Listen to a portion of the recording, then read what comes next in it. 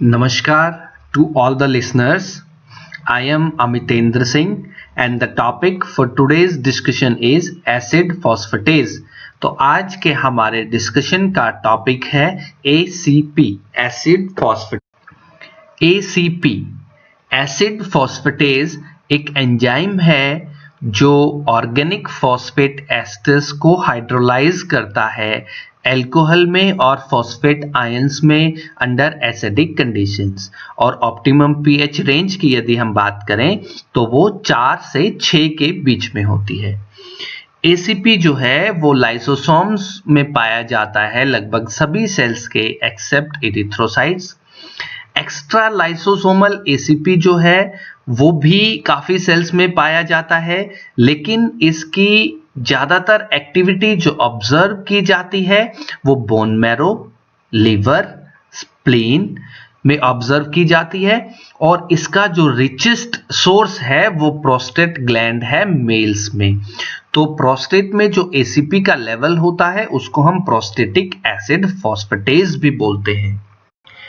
ACP test primarily carcinoma of prostate को diagnose और monitor करने के लिए किया जाता है, but it may also be use to detect disorders related to heart, liver, blood cells and other organs.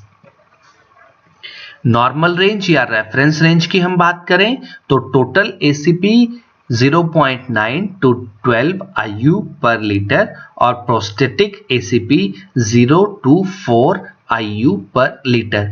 IU enzymatic unit है, इसको हम U से भी रिप्रेजेंट करते हैं। और यदि हम इसको डिफाइन करें तो 1 IU is defined as the amount of the enzyme that catalyzes the conversion of 1 micromole of substrate per minute under the specified conditions।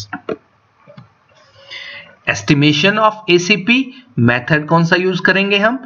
PNP method, para nitrophenyl phosphate method, PNPP method भी बोलते हैं इसको हम।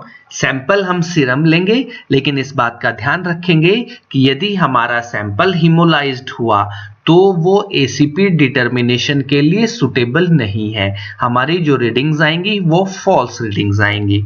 इसलिए हमें sample लेते हुए ये ध्यान रखना है कि सैंपल का हिमोलाइसिस नहीं होना चाहिए। प्रिंसिपल क्या है?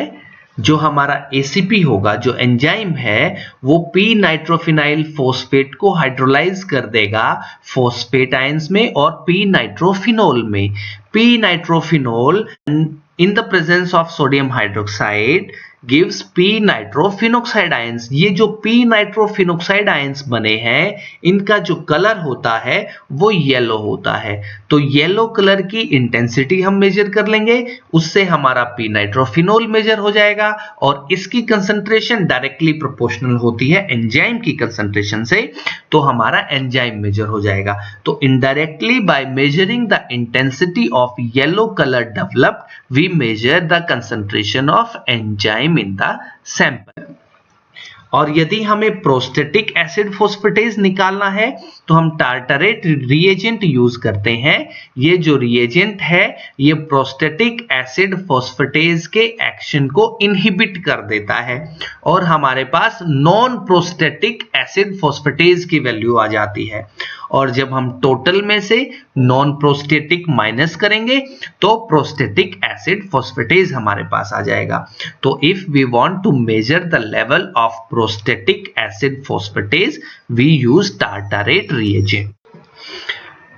नॉर्मल रेंज या रेफरेंस रेंज की हम यदि बात करें तो in males total ACP 0.9 to 12 IU per litre, prostatic ACP 0 to 4 IU per litre.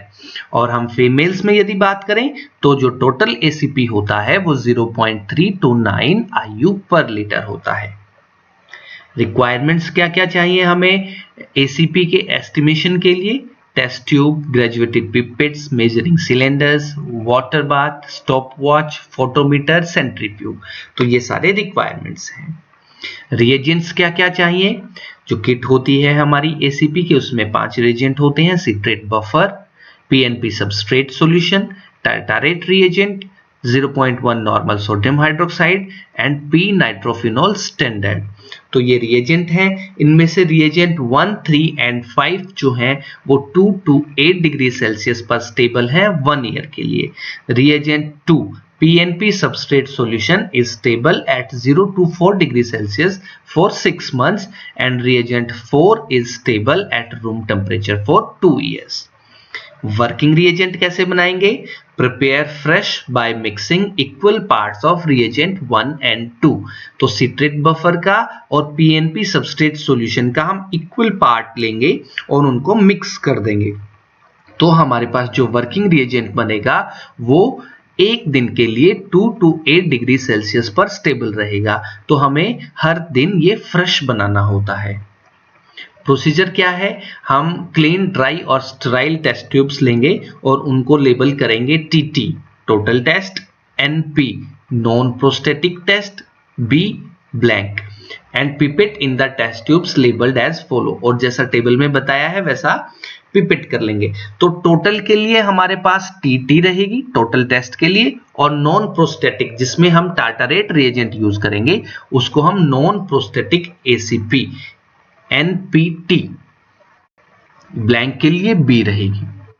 तो टोटल टेस्ट में हमारे पास टोटल ACP आएगा और NP नॉन प्रोस्टेटिक टेस्ट में हमारे पास नॉन प्रोस्टेटिक ACP आएगा।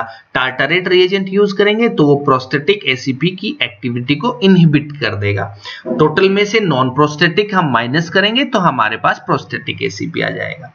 तो सबसे पहले हम वर्किंग सबस्ट्रेट डालेंगे 1 ml, उसके बाद टार्टारेट रिएजेंट डालेंगे हम 0.2 ml नॉन प्रोस्टेटिक ACP में। अच्छे से मिक्स करेंगे, इंक्यूबेट करेंगे 37 डिग्री सेल्सियस पर 5 मिनट के लिए। सीरम डालेंगे 0.2 ml दोनों में। Mix well and incubate at 37 degree celsius for 30 minutes. अब हम 30 मिनट के लिए 37 डिग्री सेल्सियस पर इंक्यूबेट करेंगे आफ्टर मिक्सिंग वेल।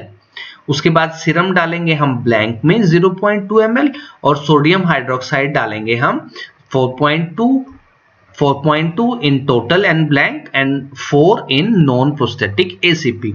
अच्छे से मिक्स करेंगे, रूम टेम्परेचर पर रखेंगे 5 मिनट के लिए और हम इंटेंसिटी मेजर करेंगे टोटल टेस्ट की और नॉन प्रोस्टेटिक टेस्ट की against blank eight 405 nanometre.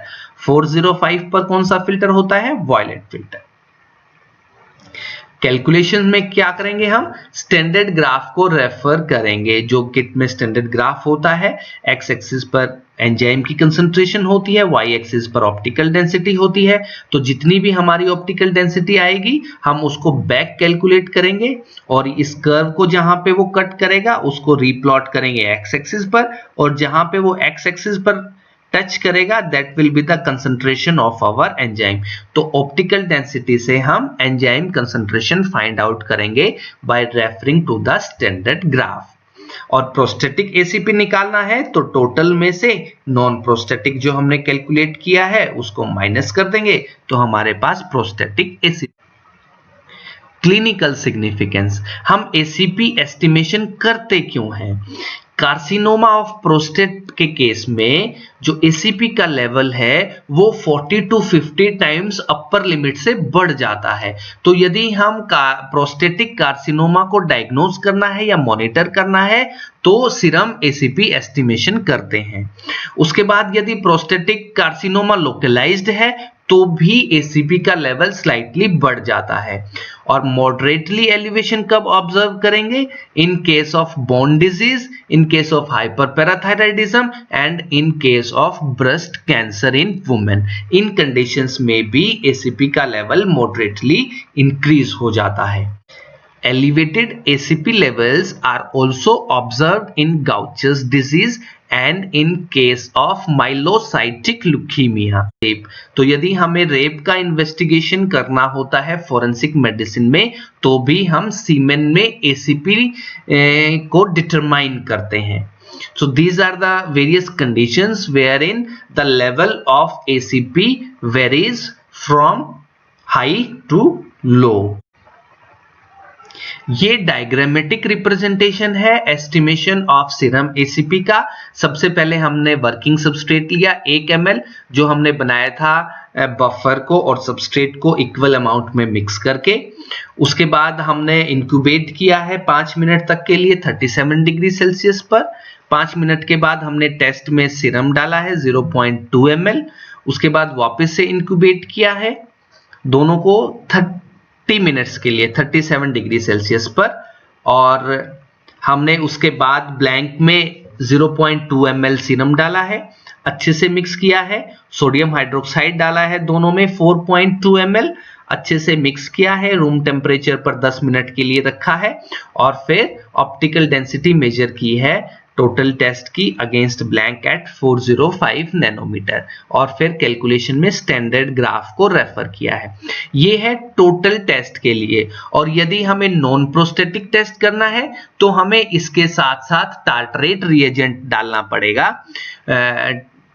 NPT में नॉन प्रोस्टेटिक टेस्ट में टार्टरेट रिएजेंट डालेंगे, पूरा प्रोसीजर वही फॉलो करेंगे हम। और जो ये NaOH है यहाँ पर टेस्ट में 4 ml डालेंगे और ब्लैंक में 4.2 ml डालेंगे।